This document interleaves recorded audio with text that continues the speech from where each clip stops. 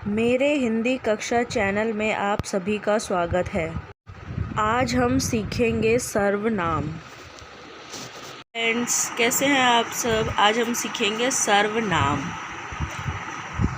चलिए देखते हैं कि सर्वनाम की परिभाषा क्या होती है और सर्वनाम कहते किसे हैं। पिछली वीडियो में हमने सीखा था संज्ञा, अब हम सीखेंगे सर्वनाम। ओके, चलिए अब हम देखते हैं कि सर्वनाम की परिभाषा क्या होती है। ठीक है, चलिए आइए। संज्ञा के स्थान पर प्रयुक्त होने वाले शब्दों को सर्वनाम कहते हैं। क्या कहते हैं? सर्वनाम। जो संज्ञा के स्थान पर प्रयुक्त होने वाले शब्द होते हैं, यानी कि संज्ञा के स्थान पर, वहाँ पे सर्वनाम का प्रयोग होते हैं। जैसे कि संज्ञा में हम किसी व्यक्ति, वस्तु अथवा नाम का बोध कराते हैं, जिसमें हम नाम लिखते हैं, विशेष नाम लिखते हैं विशेष व्यक्तियों का। जवाहरलाल नेहरू विशेष जगह का नाम लिखते हैं। इसमें हम जगह का नाम ना लिखकर इसमें हम सर्वनाम का यूज़ करते हैं। जैसे कि मैं, तुम, हम, वे, आप आदि, ये वाले शब्द, मैं, तुम, हम, वे, आप आदि। हम लोग कल घूमने जाएंगे। अब इसमें ये नहीं पता कि हम कहाँ जाएंगे, और संज्ञा में हम विशेष जगह का नाम लेते हैं कि हम यहाँ घूमने जाएंगे, क्योंकि उसमें हमें बताना होता है कि हम कहाँ जा रहे हैं। अगर हम नहीं बताएंगे तो वो संज्ञा नहीं होगा। ठीक है, अगर हम नहीं बताएंगे तो वो संज्ञा नहीं होगा, उसे हम सर्वनाम कहेंगे। जहाँ पे हम लिखेंगे हम लोग घूमने जा रहे हैं, तुम खाना खा लेना।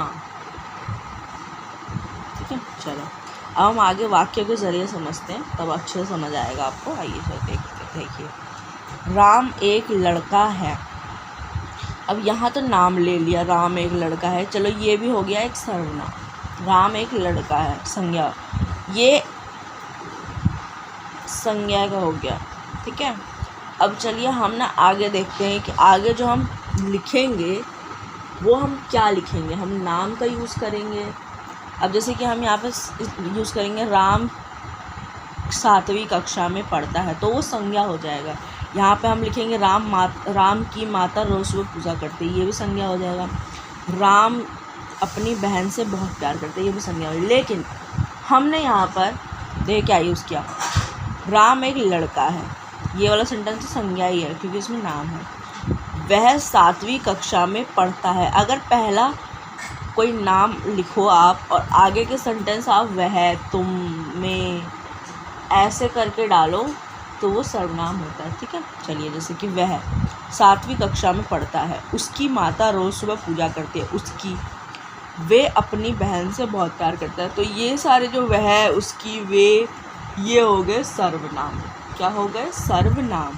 ठीक है, तो इन बातों को आपको ध्यान में रखना है। ठीक है, कि संज्ञा हमेशा नाम में यूज़ होता है और सर्वनाम किसे कहते हैं? वह, तुम, आप, ये वाले शब्द होते हैं सारे सर्वनाम। ठीक है, चलिए अब हम संज्ञा और सर्वनाम के बीच का भेद जानते हैं कि उनके बीच का क्या डिफरेंस क्या है, उनके बीच का अंतर क्या है, ये समझते हैं। आइए चलिए देखते हैं।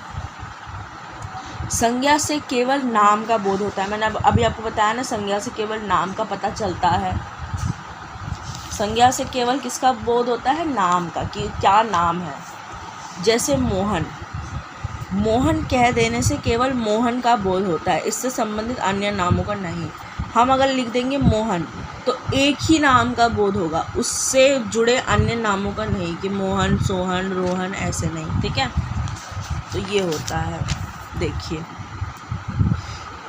दूसरी तरफ वह सर्वनाम कह देने से घर, शहर, पशु, पक्षी आदि का बोध जाता है। दूसरी तरफ अगर हम वह कह देंगे,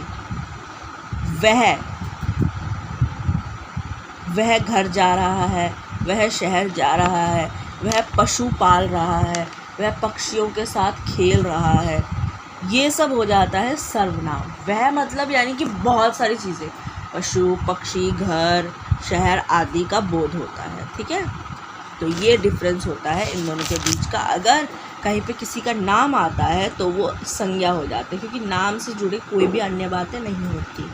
जब वहाँ पे नाम आ गया तो ख़त्म, सेंटेंस ही ख़त्म हो गया, पता चल गया हमें। सर्वनाम में क्या होता है? वह, वे, तुम, ये वाले शब्द आते हैं, तो इन्हें हम क्या कहते हैं? सर्वनाम। हम समझते हैं सर्वनाम के भेद। देखिए, पहला सर्वनाम के पहला भेद, पुरुषवाचक सर्वनाम, दूसरा है निश्चयवाचक सर्वनाम, तीसरा अनिश्चयवाचक सर्वनाम, चौथा संबंधवाचक सर्वनाम, पांचवा प्रश्नवाचक सर्वनाम, छठा निजवाचक सर्वनाम। सर्वनाम के कितने भेद होते हैं? 6 भेद। कितने? 6 भेद। पहला पुरुष, निश्चय, अनिश्चय, संबंध, प्रश्न, निज, ये वाला। ठीक है। अब चलिए अब हम इन भेदों को समझते हैं कि क्या होते हैं ये भेद, कैसे होते हैं। ठीक है, चलिए आइए देखिए। पुरुषवाचक सर्वनाम, तो सबसे पहले हम समझते हैं पुरुषवाचक सर्वनाम। किसे समझते हैं? पुरुषवाचक सर्वनाम। जो सर्वनाम वक्ता, श्रोता तथा किसी अन्य के लिए प्रयुक्त होता है, यानी कि बोलने वाले, सुनने वाले, किसी अन्य के लिए प्रयुक्त होता है, उसे पुरुषवाचक सर्वनाम कहते हैं। जैसे कि मैं, तू, वह। मैं, तू, वह।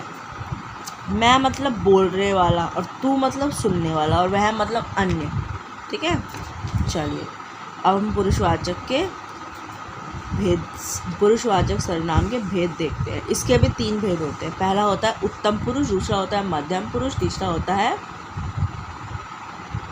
तीसरा हम आगे देखेंगे। ठीक है। चलिए, उत्तम पुरुष, वक्ता जिन शब्दों का प्रयोग अपने स्वयं के लिए करता है, यानी कि बोलने वाला जिन शब्दों का प्रयोग खुद के लिए करता है, उन्हें उत्तम पुरुष कहते हैं। जैसे कि मैं, हम, मुझे, मैंने, हमें, ये वाले शब्द यहाँ पे आते हैं। मेरा, मुझको, मैं कल घूमने जाऊँगा, हम खेलेंगे, मुझे मेरा काम करने दो, मैंने खिलौना नहीं लिया, यानी कि वो अपने लिए बोल रहा है। बोलने वाला अपने लिए बोल रहा है। हमें खेलने दो, मेरा मन नहीं है, मुझको ये सामान दे दो, ये वाले शब्द। ठीक है। तो ये होते हैं वक्ता जिन शब्दों का प्रयोग अपने स्वयं के लिए करता है, उन्हें उत्तम पुरुष कहते हैं। यानी क्या कहते हैं? उत्तम पुरुष। चलिए अब हम दूसरा समझते हैं मध्यम पुरुष। आइए देखते हैं। श्रोता संवाद करते समय जिन सर्वनाम शब्दों का प्रयोग करते हैं, यानी कि सुनने वाला बात करते वक्त जिन सर्वनाम शब्दों का प्रयोग करता है, उन्हें हम मध्यम पुरुष कहते हैं। जैसे कि आइए देखते हैं। तू, तुम, तुमको, तुझे, आप, आपको, आपके आदि। अगर हम किसी से बात करते हैं तो बोलते हैं ना, आप यह काम कीजिए। अगर हम किसी को कुछ बोलना चाहते हैं, तू ये मत कर, तुम मुझे मत सिखाओ, तुमको क्या मतलब, तुझे क्या मतलब, आप अपना काम कीजिए, आपको अपने से मतलब होना चाहिए, आपके घर में मेहमान आए हैं। हम किसी को बताते हैं, बोलने वाले को बता रहे हैं, हम उसकी बात तो सुन ही रहे हैं और अपनी भी बता रहे हैं उसको। ठीक है। तो ये होता है। अब हम देखते हैं अन्य पुरुष किसे कहते हैं। जिन सर्वनाम शब्दों के प्रयोग से वक्ता और श्रोता का संबंध ना होकर किसी अन्य का संबंध प्रतीत हो, यानी कि जिसमें बोलने वाले का भी संबंध ना हो और सुनने वाले का संबंध ना हो, लेकिन किसी अन्य का संबंध हो, वह शब्द अन्य पुरुष कहलाता है। जैसे कि वह, यह, उन, उनको, उनसे, इन्हें, उन्हें, उसके, इसने आदि, ये वाले शब्द। ठीक है। चलिए ये होते हैं पुरुषवाचक का आखिरी भेद, अन्य पुरुषवाचक सर्वनाम। ठीक है। अब हम आगे चलते हैं दूसरे भेद पर, निश्चयवाचक सर्वनाम। निश्चयवाचक सर्वनाम, निकट या दूर के व्यक्तियों या वस्तुओं का निश्चयात्मक संकेत जिन शब्दों से व्यक्त होता है, यानी कि निश्चयात्मक, यानी कि निकट या दूर के व्यक्तियों या वस्तुओं का निश्चय है कि वह है, उन्हें निश्चयवाचक सर्वनाम कहते हैं। जैसे कि यह मेरी किताब है, वह कपड़े मेरे हैं, ये हम निश्चित हैं कि ये हमारे ही हैं, इसमें हम बिल्कुल निश्चित रहते हैं, चाहे वो निकट की वस्तु हो या दूर की वस्तु हो, या निकट का व्यक्ति हो या दूर का व्यक्ति हो। ठीक है। तो ये होता है निश्चयवाचक सर्वनाम। आइए अब हम वाक्य के ज़रिए समझते हैं, वाक्य के ज़रिए ज़्यादा समझ आएगा। चलिए देखते हैं। देखिए, यह मेरी पुस्तक है, यह मेरी पुस्तक है, यानी कि मेरी ही है, कन्फर्म है। यह कपड़े रेखा के हैं, निश्चित है ये कपड़े रेखा के ही हैं। वह उनकी मेज़ है, ये मतलब निश्चित है कि वह उनकी ही मेज़ है। वह तुम्हारे आदमी है, यानी कि उस इंसान को पता है कि वे उसी के आदमी हैं, तो इसीलिए वो कंफर्म बोल रहा है कि वे तुम्हारे आदमी हैं। अब हम देखते हैं तीसरा सर्वनाम, अनिश्चयवाचक सर्वनाम। चलिए, जिन सर्वनामों से किसी निश्चित वस्तु का पता चले, जिन सर्वनामों से किसी निश्चित वस्तु का पता चले उन्हें अनिश्चयवाचक सर्वनाम कहते हैं। क्या कहते हैं? अनिश्चयवाचक सर्वनाम, यानी कि निश्चित वस्तु का पता चले, पता ना चले, पता ना चले, यानी कि वो हमें निश्चित नहीं है, हम खाली एक तुक्का मारेंगे कि है होगा कि नहीं होगा। जैसे कोई, कुछ, वाक्य के ज़रिए, उदाहरण वाक्य के ज़रिए समझते हैं। आइए देखिए। चलिए, द्वार पर कोई खड़ा है। अब हमें ये नहीं पता कि कौन खड़ा है, कौन है, क्या है, हमें उसका कोई नाम वाम नहीं पता, इसलिए हमने बोला कोई खड़ा है। तो कोई में कोई भी हो सकता है, पड़ोसी भी हो सकते हैं, या दादा दादी, नाना नानी, कोई भी हो सकता है। कमरे में कुछ पड़ा है, यानी कि कमरे में कुछ पड़ा है, हमें नहीं पता क्या पड़ा है, इसीलिए हमने वहाँ पे कुछ का यूज़ किया कि हमें निश्चित नहीं है कि वो वस्तु क्या है। इसीलिए कोई गा रहा है, हमें ये भी नहीं पता कौन गा रहा है, हम बस एक तुक्का मार रहे हैं कि कोई गा रहा है। अब कोई में बहुत सारे कोई भी आ सकता है, कोई भी आ सकता है। उसने कुछ नहीं लिया, वो कंफर्म नहीं है कि उसने कुछ नहीं लिया, उसको कंफर्म है कि उसने कुछ लिया नहीं है, बस वो भी एक तुक्का मार रहा है कि उसने कुछ नहीं लिया। अब उसको पता तो है नहीं कि लिया है कि नहीं लिया है, इसीलिए उसने कुछ नहीं लिया। तो ये होते हैं अनिश्चयवाचक सर्वनाम के उदाहरण। वाक्य के ज़रिए कोई, कुछ, ये वाले शब्द जहाँ पर आते हैं वो होता है अनिश्चयवाचक सर्वनाम। तो इस बात को ध्यान में रखिएगा, ठीक है। चलिए, अब हम चलते हैं चौथे सर्वनाम पर, संबंधवाचक सर्वनाम। क्या? संबंधवाचक सर्वनाम। इसका तो समझ ही आ रहा है कि संबंधवाचक यानी किसी वस्तु या व्यक्ति से कोई संबंध, ठीक है। तो देख लेते हैं, हम परिभाषा के ज़रिए समझ लेते हैं। जिस सर्वनाम से किसी दूसरे सर्वनाम से संबंध स्थापित किया जाए, यानी कि जिस सर्वनाम से किसी दूसरे सर्वनाम के साथ संबंध स्थापित किया जाए, यानी कि उनके साथ एक संबंध जोड़ा जाए, उसे संबंधवाचक सर्वनाम कहते हैं। जैसे जो सो, जैसा वैसा, उसकी जिसकी। जो सो, जैसा वैसा, उसकी जिसकी, ये वाले शब्द जो आते हैं, जो हम बोलते नहीं है, जैसा करोगे वैसा भरोगे, ये वाले वर्ड, ठीक है। तो हम वाक्य के ज़रिए समझते हैं, वाक्य से और अच्छे से समझ आएगा। चलिए देखते हैं। जो आया है सो जाएगा। देखिए, जो और सो का यूज़ हो गया। ये वाले वर्ड इन्हीं सब वाक्य में आते हैं। जो करेगा सो भरेगा, जैसा कर्म करोगे वैसा फल मिलेगा, जिसकी लाठी उसकी भैंस। ये वाला भी सुना होगा, जिसकी लाठी उसकी भैंस। ये वाले ज़्यादातर संबंधवाचक मुहावरे और लोकगीतियों में यूज़ होते हैं, जिसकी लाठी उसकी भैंस, लोकगीतियाँ हैं ये, तो वही, ठीक है।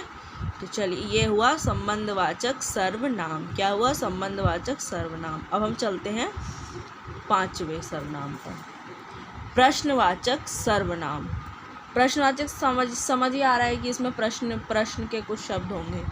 प्रश्न करने के लिए प्रयुक्त होने वाले सर्वनाम शब्दों को प्रश्नवाचक कहते हैं, जो प्रश्नों के लिए प्रयुक्त किए जाते हैं। जैसे कौन, कैसे, क्या, क्यों, किसकी, किससे आदि, ये वाले शब्द उदाहरण के ज़रिए समझ लेते हैं। वैसे तो इसमें उदाहरण की ज़रूरत नहीं, क्योंकि ये तो क्वेश्चंस है, तो क्वेश्चन आपको पता ही है। कौन आया था, तुम कैसे यह करोगी, क्या तुम कल चलोगे, तुम क्यों नहीं जाओगे, यह कलम किसकी है। अब वो पूछ रहा है किसकी है, उसको तो पता नहीं किसकी है। वह किससे मिलने जा रही है।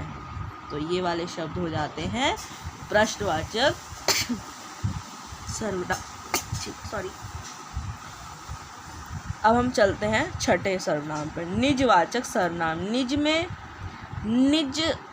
निज का मैं आपको एक अर्थ बताती हूँ, यानी कि जो हम खुद के लिए यूज़ करते हैं। निज यानी कि अपने लिए, अपने आप। यह अपने आप, स्वयं या खुद के लिए प्रयुक्त सर्वनाम है, यानी कि इसमें अपने आप की बात की जाती है, स्वयं की, खुद की। तो ये होता है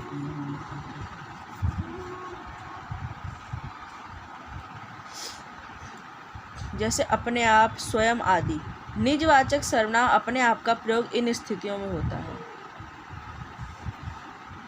किसी संज्ञा या सर्वनाम की अवधारणा निश्चय के लिए, यानी कि अवधारणा या निश्चय के लिए। देखिए कैसे, पहला तो ये होता है, इन स्थितियों में इसका प्रयोग होता है। मैं अपने आप वहीं से आया हूँ, यानी कि वो निश्चित बता रहा है कि वो खुद ही आया है, उसको कोई लेने नहीं गया था। दूसरे व्यक्ति के निराकरण के लिए, यानी कि दूसरे व्यक्ति के प्रति कंपैरिजन करने के लिए। वह औरों को नहीं अपने को सुधार रहा है, वह औरों को नहीं अपने को सुधार रहा है, यानी कि वो और को नहीं सुधारेगा, वो सिर्फ खुद को सुधारेगा। सर्वसाधारण के अर्थ में, यानी कि बिल्कुल सिंपल सा, सादा सा। आप भला तो जग भला, सर्वसाधारण के अर्थ में, यानी कि सीधा सीधा बोल दिया। आप भला तो सब। देखिए, अपनों से बड़ों का आदर करना चाहिए। क्या करना चाहिए? अपने से बड़ों का आदर। अब हम इसको वाक्य के ज़रिए समझते हैं। चलिए, वह अपना काम अपने आप करती है, यानी कि अपना खुद का काम वह खुद ही करती है। अपने 2 प्रश्न हल करो, यानी कि खुद के 2 प्रश्न हल करो। मधु अपने मामा के घर गई है। अपने मतलब यानी कि मधु खुद के मामा के घर गई है। यह अपना ही घर है, मतलब कोई बता रहा है कि ये अपना ही घर है। हम बोलते हैं ना, यह अपना ही घर है, हम क्यों इसमें वो करेंगे, जो भी चीज़ चाहिए होगा हम खुद मांग लेंगे, ये होता है। ठीक है, तो थैंक यू सो मच मेरी वीडियो देखने के लिए। अगर आपको मेरी वीडियो पसंद आई तो लाइक, कमेंट एंड शेयर करें, और अगर आपने मेरी वीडियो सब्सक्राइब नहीं किया है तो बेल आइकन में जाकर सब्सक्राइब करें। Thank you so much, bye bye, tata, मिलते हैं।